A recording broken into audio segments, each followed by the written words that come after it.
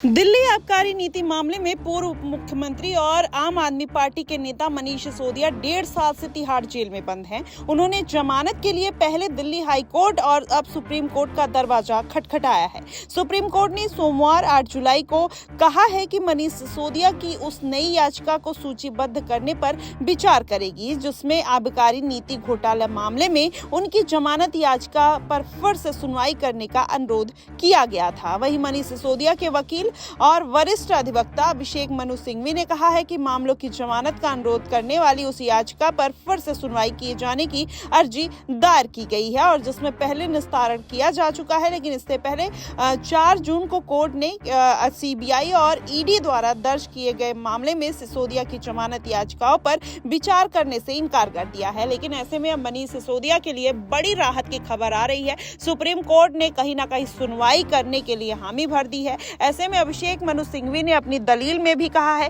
कि मनीष सिसोदिया 16 महीने से जेल में है। कोर्ट ने कहा कि अभी मामले की सुनवाई पूरी हो जानी चाहिए, लेकिन यह शुरू ही नहीं हुई है। मैं विशेष अनुमति याचिका यानी एसएलपी दायर की है और उन्होंने कहा 3 जुलाई के बाद फिर से याचिका दायर करने की छूट दी थी। अदालत ने सूचीबद्ध करने की भी छूट दी थी और वह इस जो मुख्य न्यायाधीश है डीवाई चंद्रचूड़ ने यह भी कहा है कि क्या आप ईमेल आपने किया है, मैं इस पर गौर करूंगा। इस तरीके से डीवाई चंद्रचूड़ का कहीं ना कहीं एक सॉफ्ट रुख देखने को मिल रहा है। ऐसे में याचिका में यह भी कहा गया है कि जांच एजेंसियों की ओर से पेश हुए कानून अधिकारी ने पीठ को बताया है कि आबकारी नीति घोटाले मामले में इससे जुड़ी मनी लॉन्ड्रिंग केस के आरोप पत्र और अभियोजन की शिकायत 3 जुलाई 2024 या उससे पहले दायर की गई थी और कोर्ट ने सिसोदिया की जमानत याचिकाओं पर विचार करने से इनकार कर दिया था। लेकिन साथ ही ये भी कहा था कि ईडी और सीबीआई द्वारा करप्शन और मनी लॉन्ड्रिंग से जुड़े मामले में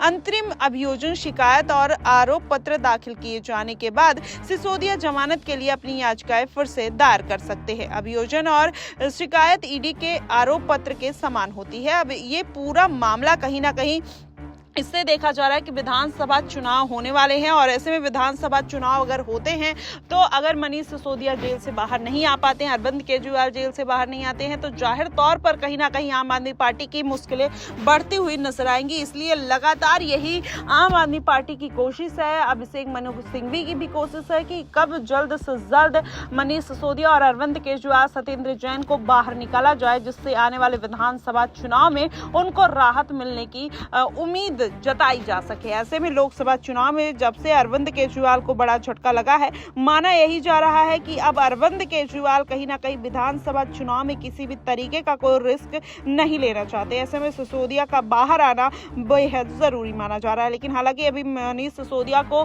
लगातार 2 राहत मिली है। एक तो सुप्रीम कोर्ट ने उनकी अर्जी को कहीं ना कहीं हामी भर दी है उस पर सुनवाई करने के लिए, और दूसरी जब सिसोदिया ने पड़पड़गंज के लिए एक याचिका लगाई थी जिसमें एक बिल था और उसको भी कोर्ट की तरफ से पास कर दिया जाता है। 3 करोड़ का बिल, वो जनता के लिए कुछ काम करना चाहते थे और वो बिल पास करके कहीं ना कहीं मनीष सिसोदिया को एक बड़ा तोहफा कोर्ट की तरफ से देखने को मिला था। वैसे में ये पूरा जो मामला है कहीं ना कहीं अब मनीष सिसोदिया के पक्ष में जाता हुआ दिखाई दे रहा है। माना यही जा रहा है कि आने वाले दिनों में उनको बड़ी राहत मिल सकती है।